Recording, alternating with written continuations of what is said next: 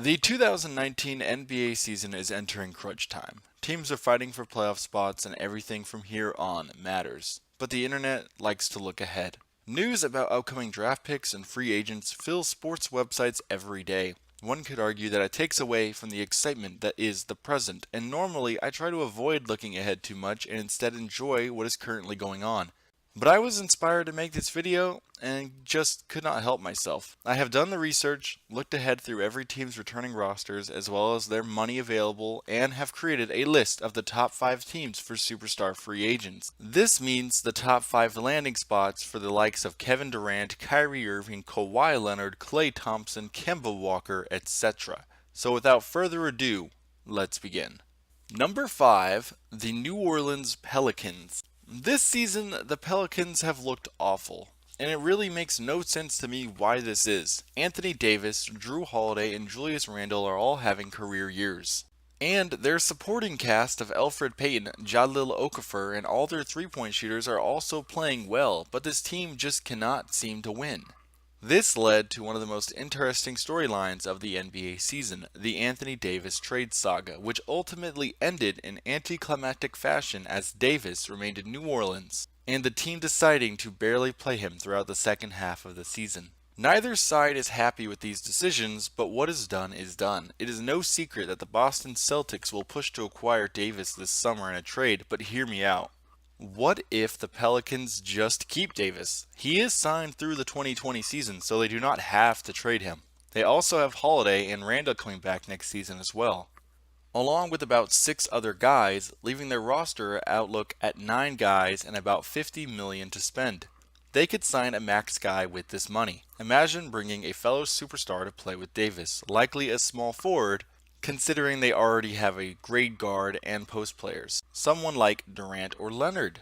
I think this would reignite Davis's passion for the franchise, and they could make a serious push to the finals next season. Also, depending on how they do, I could definitely see Davis returning with that supermax afterward. All's well that ends well.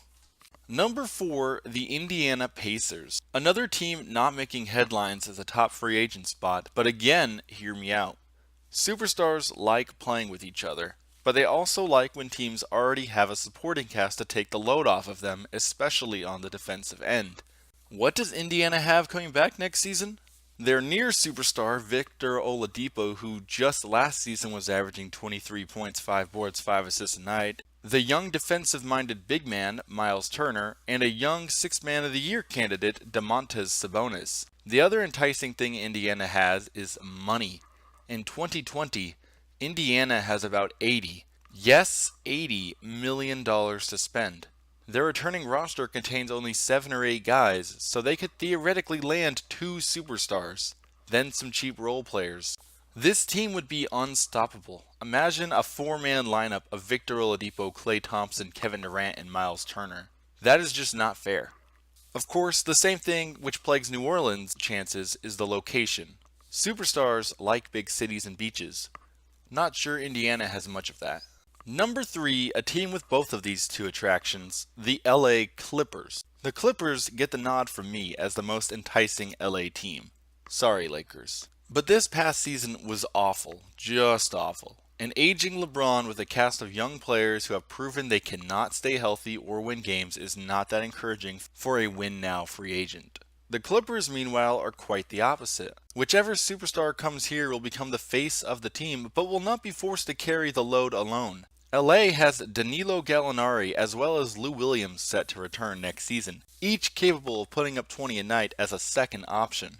The supporting cast beyond here is not game-changing. Montrezl Harrell is a pretty good backup center. Shai Gilgeous-Alexander is a promising rookie point guard, but that is about it. In total, they have 8 guys returning and about $74 million to spend. Like Indiana, they can land 2 superstars and bam, an LA team to actually get excited about. Also, like Indiana, this team is already full of a bunch of winners. They will be a playoff team this year and could potentially make a run to the conference finals. That, the returning guys, the money, would entice me, just saying. Number 2, the Denver Nuggets. The Nuggets are absolutely not on anybody's radar as of now. I cannot find their name in any conversations online for free agent destinations, but to me it makes a whole lot of sense. Denver is really good. Like, so good, many think they could very well beat the Golden State Warriors this coming playoffs. They also are very young, as they are led by 24-year-old Nikola Jokic and 22-year-old Jamal Murray. Next season, the Nuggets have pretty much every noteworthy player coming back except the big money man, Paul Millsap. I do not know how his contract came to be, but Millsap signed one of the most lucrative contracts in NBA history a year ago, paying him nearly $30 million a year. After averaging 18 and 7 at 31 years old in Atlanta, it made no sense to anyone. What makes even less sense is the fact that his monster contract actually has a team option on the last year, 2020, for over 30 million.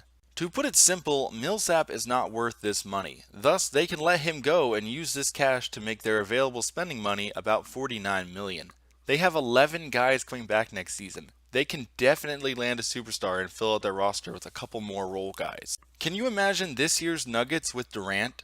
Now make Jokic and Murray a year older and wiser? Unstoppable.